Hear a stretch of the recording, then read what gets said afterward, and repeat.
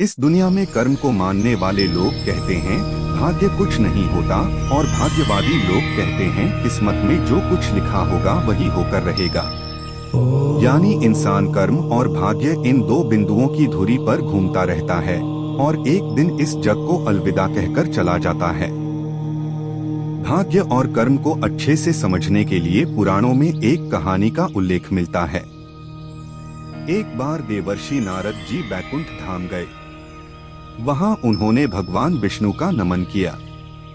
नारद जी ने श्रीहरि से कहा, प्रभु, पृथ्वी पर अब आपका प्रभाव कम हो रहा है। धर्म पर चलने वालों को कोई अच्छा फल नहीं मिल रहा, जो पाप कर रहे हैं उनका भला हो रहा है। तब श्रीहरि ने कहा, ऐसा नहीं है देवर्षि, जो भी हो रहा है सब नेति के जरिए हो रहा है।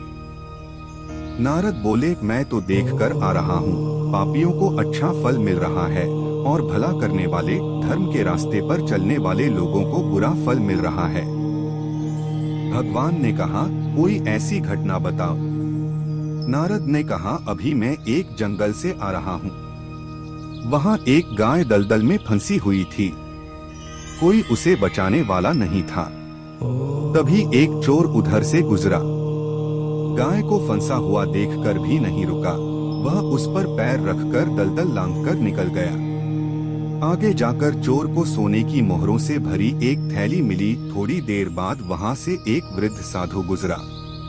उसने उस गाय को बचाने की पूरी कोशिश की। पूरे शरीर का जोर लगाकर उस गाय को बचा लिया, लेकिन मैंने देखा कि गाय को दलदल से निकालने के बाद वह साधु आगे गया तो एक गड्ढे में गिर गया। प्रभु, बताइए यह कौन सा न्याय है? नारद जी की बात सुन लेने के बाद प्रभु बोले, यह सही ही हुआ। जो चोर गाय पर पैर रखकर भाग गया था, उसकी किस्मत में तो एक खजाना था, लेकिन उसके इस पाप के कारण उसे केवल कुछ मोहरें ही मिली। वहीं उस साधु को गड्ढे में इसलिए गिरना पड़ा क्योंकि उसके भाग्य में मृत्यु लिखी थी, लेकिन गाय को बचाने के कारण उसके पुण्य बढ़ गए और उसकी मृत्यु एक छोटी सी चोट में बदल गई। इंसान के कर्म से उसका भाग्य तय होता है। इंसान को कर्म करते रहना चाहिए, क्योंकि कर्म से भाग्य बदला जा सकता है।